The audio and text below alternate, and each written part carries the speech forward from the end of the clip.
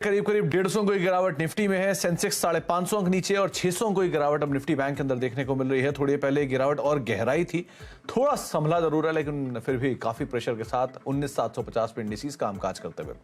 Broader markets में बिकवाली है, इसलिए एडवांस डिक्लाइन में भी आपको डिक्लाइन ज्यादा दिखाई पड़ेंगे। मिड कैप इंडेक्स के ऊपर नजर डाले तो करीब 0.5% नीचे, स्मॉल कैप 3/4% नीचे सो फार कामकाज करता हुआ आपको दिखाई पड़ेगा।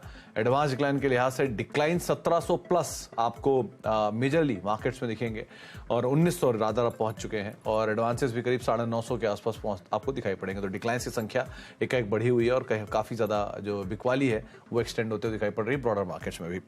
मानस जायसवाल हमारे साथ मौजूद है लखनऊ से बातचीत करने के लिए। मानस नमस्कार, स्वागत है कार्यक्रम में। पहले तो मार्केट्स पे आपका टेक, कैसे देख रहे हो आज एकाएक सेल ऑफ आया, क्रूशियल जोन्स क्या है, कहां संभलेगा बाजार? नमस्कार सुमित जी। तो देखिए, अगर हम पैटर्न की बात करें तो पिछले 2 दिनों में जिस तरह सेलिंग प्रेशर देखने को मिला है और जिस तरह आज निफ्टी ने अपने 20 डे मूविंग एवरेज को भी रिस्पेक्ट नहीं किया, वहां उस लेवल्स के भी नीचे ट्रेड कर रहा है लगातार। पिछले करीब 1 घंटे से देखें तो 20 डे मूविंग एवरेज के नीचे निफ्टी ट्रेड कर रहा है। उसको देख के तो लग रहा है कि शायद गिरावट बढ़ सकती है। 50 डे मूविंग एवरेज जो कि 19,550 के आसपास है और निफ्टी उसको टेस्ट कर सकता है। तो करंट लेवल से भी 200 पॉइंट की गिरावट देखने को मिल सकती है, तो बिल्कुल कॉशियस रहिए। और ध्यान रखिए, देखिए बैंक निफ्टी ने भी अपने 20 डे और 50 डे मूविंग एवरेज दोनों को एक ही दिन में ब्रीच किया है, एक ही दिन में दोनों लेवल्स के नीचे निकला है और बैंक निफ्टी में वीकनेस ज्यादा लगती है। तो मेरा समझना है कि बिल्कुल कॉशियस रहिए और कोई उछाल मिले तो वहां अपनी लॉन्ग पोजीशन से निकलने की कोशिश करिए। जो शॉर्ट कर सकते हैं उनके लिए पुट खरीदने की राय रहेगी। निफ्टी के पुट में आप खरीदारी कर सकते हैं। जो निफ्टी का 19,750 का पुट है 28 सितंबर वाला, वहां पर आप खरीदारी करिए। 98 रुपीज का स्टॉप लॉस लगाइए। 60 रुपए के टारगेट से 175 रुपए के टारगेट, एक 60 रुपए का स्टॉप लॉस लगाइए और 175 की टारगेट सेट करिए। निफ्टी का 19,750 का 28 सितंबर का पुट ऑप्शन। 19,550 के पुट, इसको आप ले सकते हैं इन केस अगर आप मार्केट में फर्दर सेल ऑफ को प्ले करना चाह रहे हैं। तो ये मानस की तरफ से आपके लिए राय है। आप फर्दर स्लाइड डाउन एक्सपेक्ट कर रहे हैं, करीब 200 अंकों के आसपास का फॉल, तो 19,750 के पुट में आप खरीदारी कर सकते हैं। मानस, कोई कॉल भी है क्या स्टॉक पे, कहीं शॉर्ट साइड पे या कोई लॉन्ग साइड पे? तो देखिए, शॉर्ट साइड पे कॉल है। सबसे पहले तो कोटक बैंक पे ध्यान दीजिए। कोटक बैंक ने कुछ बहुत ही अहम लेवल्स ब्रीच किए हैं। Lower top lower bottom chart पे क्लियरली दिख रहे हैं।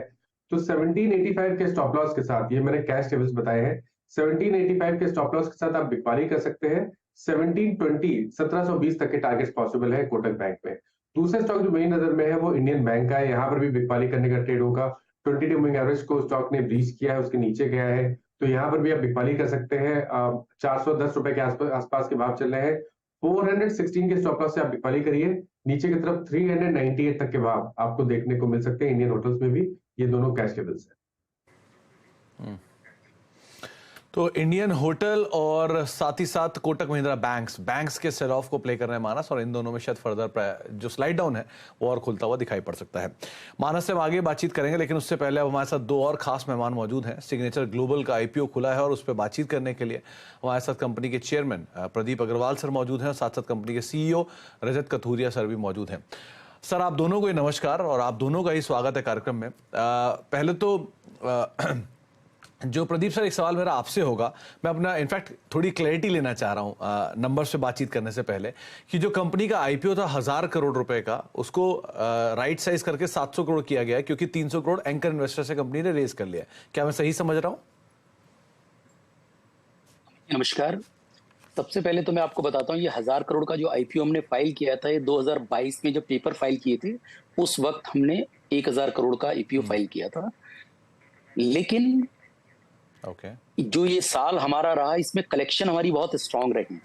तो हमें लगा कि जो आईपीओ का साइज है उसे, जो प्राइमरी इश्यूएंस था उसमें 750 करोड़ का था, तो हमें लगा कि थोड़ा सा आईपीओ का जो साइज है कम कर सकते हैं, क्योंकि हमारे पास कैश फ्लो स्ट्रांग थे। इस साल जो है हमने लगभग 1900 करोड़ रुपए का कलेक्शन किया था, तो हम जितना मिनिमम कर सकते थे वहां पर हमने 603 करोड़ रुपए के ऊपर प्राइमरी इश्यूएंस को ब्लॉक किया।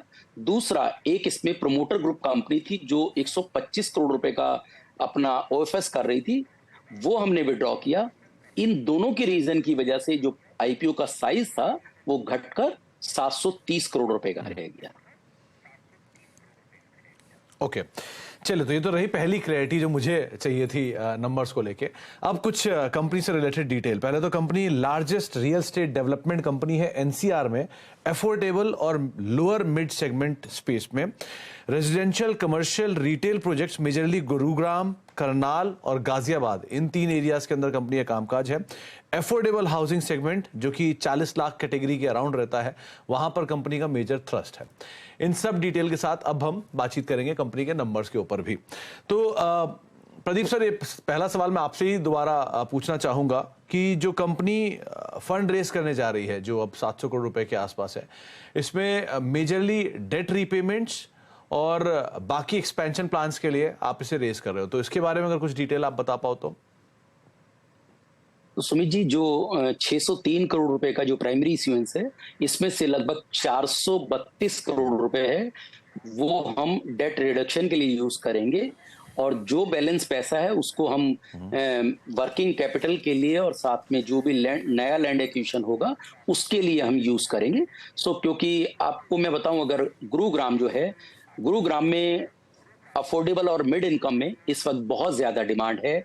और आप ये देखिए कि सिग्नेचर ग्लोबल एक वहां का प्रोमिनेंट ब्रांड है, लगभग 19% जो शेयर है वो हमारा इन दोनों सेगमेंट से आता है। हर 5वां घर सिग्नेचर ग्लोबल के द्वारा बिकता है। और दूसरी बड़ी बात, हम बहुत फोकस रहते हैं, रीजन फोकस। अगर आप बात करें तो हमारे जो मोस्टली प्रोजेक्ट्स हैं वो गुरुग्राम और सब ऑफ द गुरुग्राम हैं। पिछले अगर 9 सालों की बात करें तो 9 सालों में लगभग 6 मिलियन से ज्यादा हमने डिलीवर किया है, और लगभग 17 मिलियन के हमारे जो प्रोजेक्ट्स हैं वो ऑन गोइंग है, जो आने वाले 2 से 3 साल में हम डिलीवर करने वाले हैं। और लगभग 21 मिलियन हमारे फोर्थ कमिंग प्रोजेक्ट्स हैं जो आने वाले 12 से 24 महीने में हम डिलीवर करेंगे। दूसरी बात मैं एक और ऐड करूंगा इसमें, गुरुग्राम जो है आज इस देश के उभरते हुए शहरों में है, जहां पर इंफ्रास्ट्रक्चर के मामले में बहुत बेहतरीन काम हुआ है। ऐसे से क्या होता है कि एक जॉब जनरेशन होती है। आप गुरुग्राम का जेनेसिस देखें तो वहां पर आईटी हब है, ऑटोमोबाइल का हब है, बेस्ट हेल्थ केयर है, बेस्ट आईबी स्कूल्स हैं, सोशल इंफ्रास्ट्रक्चर बहुत बेहतर है। तो इसकी वजह से जो जॉब की अपॉर्चुनिटीज हैं वो ज्यादा पैदा होती हैं, उससे जो सैलरीड क्लास लोग हैं वो घर खरीदना चाहते हैं। तो ऐसे में किसी भी एक रियल एस्टेट कंपनी के लिए सबसे बेहतर सिचुएशन है कि अगर इंफ्रास्ट्रक्चर ज्यादा बेहतर है और जॉब्स की अपॉर्चुनिटी बढ़ रही है तो उसके पास हमेशा जो बायर्स है वो हमेशा बने रहेंगे। सिग्नेचर ग्लोबल आज की डेट में इस सिचुएशन पे है कि जो भी वो प्रोजेक्ट्स लॉन्च करता है वो कहीं ना कहीं एक बहुत शॉर्टर टाइम में उसे सेल कर लेता है। ये मैं कहूं तो सप्लाई कंस्ट्रेंट सिचुएशन है कि जितना भी प्रोडक्शन हम कर रहे हैं वो प्रोडक्शन से हम उनकी डिमांड पूरी नहीं कर सकते, क्योंकि दिल्ली एनसीआर के अंदर इस वक्त रियल एस्टेट बहुत उछाल पर है। और पिछले अगर कुछ टाइम की रिपोर्ट्स अगर आप देखें तो बहुत सबसे ज्यादा बेहतर जो अगर परफॉर्मेंस पूरे इंडिया में रही है तो वो दिल्ली एनसीआर की रही है। ओके रजत सर, 2 सेगमेंट में कंपनी की अगर मैं फाइनेंशियल्स को बांटूं तो पहला पार्ट तो वो है जो कोविड से पहले है, लेकिन कोविड के बाद एक बहुत स्ट्रांग स्पाइक आया है कंपनी की रेवेन्यूज में भी, जो एबिटा के नंबर्स हैं वहां पर भी, डेट भी बढ़ा है, ऑब्वियसली बात एक्सपेंशन तो डेट भी बढ़ेगा, लेकिन अदरवाइज कंपनी के नंबर्स में बहुत स्टीप जंप है कैश फ्लोज में, रेवेन्यूज में। तो ये ऐसा क्या हुआ सर कि ये कोविड के बाद डिमांड और स्ट्रांग हुई? क्या कुछ रीपोजिशन किया आपने नंबर्स को? क्या मार्केट में स्पाइक आया, टेलविंड उसका मिल गया, ऐसा क्या हुआ? सुमित जी, बहुत बहुत शुक्रिया आपने इस कार्यक्रम पे हमें बुलाने के लिए। आप ने ये ट्रेंड ठीक समझा है सर। एक्चुअली हमने कंपनी 2014 में स्टार्ट करी। शुरू के कुछ सालों में सिर्फ अफोर्डेबल हाउसिंग पर ही मेन फोकस था, एंड उस समय real estate somehow in general real estate थोड़ा सा स्लगिश था, बट अफोर्डेबल हाउसिंग का डिमांड एक ऐसी चीज है जो हमेशा बनी रहती है। तो शुरू के कुछ साल हमने एक कंपनी का बेसिक प्लेटफॉर्म आप कह लीजिए इन ऑल रिस्पेक्ट्स की, मतलब आज employ base, branding, distribution, product quality, timely delivery, creating trust with our customers, वो सब एक तरीके से प्लेटफॉर्म, सारे सिस्टम्स इन प्लेस वो हमने करे जब हम अफोर्डेबल हाउसिंग कर रहे थे। कोविड के बाद सर कुछ लोगों का डिमांड बड़े घरों की तरफ ज्यादा बढ़ना शुरू हुआ। ये हमने ट्रेंड पिक करा और 2020 से लगभग हमने गुरुग्राम और सोहना में मिड इनकम हाउसिंग करना शुरू करा। और हम खुद थोड़े से सरप्राइज हुए कि जितना हमें अफोर्डेबल में डिमांड दिखता था वैसा ही हमें डिमांड मिड इनकम हाउसिंग में भी दिखने लग गया। तो लिटरली आप पिछले 2 साल का भी अगर सिचुएशन देखेंगे प्री सेल्स में, 2021 में हमने कोई 1690 करोड़ की सर फाइनेंशियल ईयर में सेल करी, which grew to more than 3400 odd crores in FY23. So the way Pradeep ji was also saying that few factors are playing at the same time, जिसमें गुरुग्राम में general physical and social infrastructure बहुत upgrade हुआ है। In general लोगों का थोड़े से बड़े घरों की तरफ रुझाव बढ़ा है, and there are a lot of families which are wanting to move to Gurugram from other areas including Delhi. वो भी एक कहीं ना कहीं एक पॉजिटिव फैक्टर रहा है जिसने हमें काफी टेलविंड्स प्रोवाइड करी हैं। At the same point in time sir demand है, सप्लाई एक लिमिटेड वे में क्रिएट होती है, because this is a brick and mortar business, you can't overnight come up and increase supply. So supply as an industry create होने में समय लग रहा है, and that's why in this interim phase you seen that the prices of homes have gone up in a significant way over the last 2 years. जी Pradeep sir, एक चीज और, क्योंकि आप अफोर्डेबल स्पेस में हो और एनसीआर के बड़े प्लेयर हो, आप सबसे बड़े प्लेयर हो रादर, तो बड़े प्लेयर में अगर डीएलएफ को मैं हटा भी दूं क्योंकि वो लग्जरी स्पेस में है, लेकिन आप अनऑर्गेनाइज स्पेस में बहुत कंपटीशन फेस करते हो। वहां पर एनसीआर के अंदर बहुत सारे अनऑर्गेनाइज प्लेयर हैं जो कि आपको एक स्टिफ कंपटीशन देते हैं। सो उनके कंपैरिजन में, और क्योंकि यहाँ पर एनसीआर की मार्केट में अटके हुए प्रोजेक्ट बहुत हैं जिसपे काफी इश्यूज आते हैं, स्पेशली नोएडा मार्केट्स में, तो ये आपको कितना एज दे देते हैं एक ऑर्गेनाइज प्लेयर होने का, या फिर इस तरह के अटके प्रोजेक्ट्स से बेटर प्रोजेक्ट्स डिलीवर करने का, ये कितना एज देता है आपको? सुमित जी, बिल्कुल आपने ठीक कहा।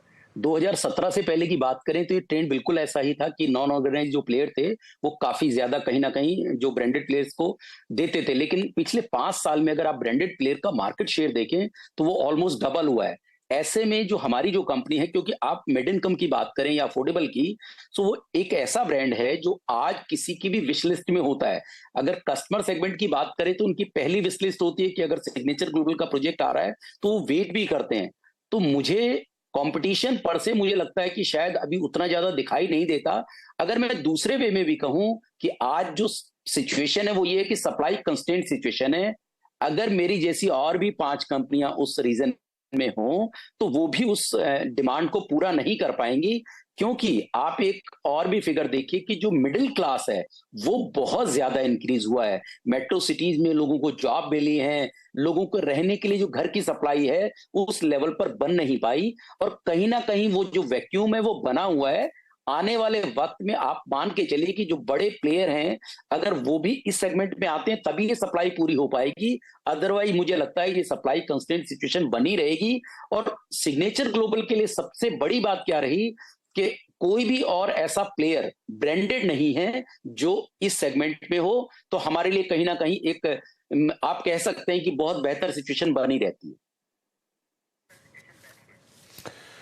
शुक्रिया प्रदीप सर, और शुक्रिया रजत सर। समय का बहुत अभाव था, वरना आपसे हम और बात कर रहे, अच्छा लग रहा था आपसे, लेकिन थोड़ा समय का अभाव तो इसलिए ज्यादा चर्चा नहीं कर पाए। लेकिन बहुत बहुत शुक्रिया अपना समय हमें देने के लिए, और बेस्ट ऑफ लक आपके आईपीओ के लिए कि किस तरह की सिचुएशन यहाँ गोइंग फॉरवर्ड बनते हुए दिखाई पड़ती है। तो सिग्नेचर ग्लोबल 20 से लेकर 22 सितंबर आईपीओ, 366 385 इसका प्राइस बैंड, 54% पहले दिन भर चुका है। 22 सितंबर को आईपीओ बंद होगा। ओएफएस 127 करोड़ का है और करीब करीब 603 करोड़ का फ्रेश इशू है। जो मार्केट कैप का अनुमान है वो 5172 करोड़ से करीब करीब 5410 करोड़ अपर एंड के आसपास ये अनुमान बाजार लगाकर चल रहा है। एक ब्रेक का वक्त है, ब्रेक के बाद लौटेंगे और आगे बाजार पर बातचीत करेंगे।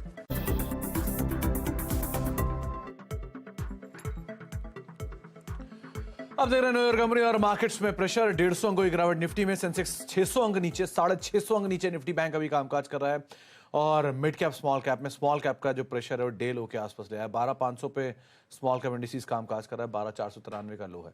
तो एक बार एडवांस डिक्लाइन भी लेकर आइए, वहाँ किस तरह की स्थिति है कि वहाँ पर भी प्रेशर कहीं ज़्यादा है। 1900 ऐसे शेयर हैं जो कि डिक्लाइन के, 1950 रादर अब पहुँच चुके हैं जो कि डिक्लाइन के साथ हैं, और 850 शेयर ऐसे हैं जो कि तेज़ी में सो फार कामकाज करते हुए दिखाई पड़ रहे हैं। ब्रेक का वक्त है और ब्रेक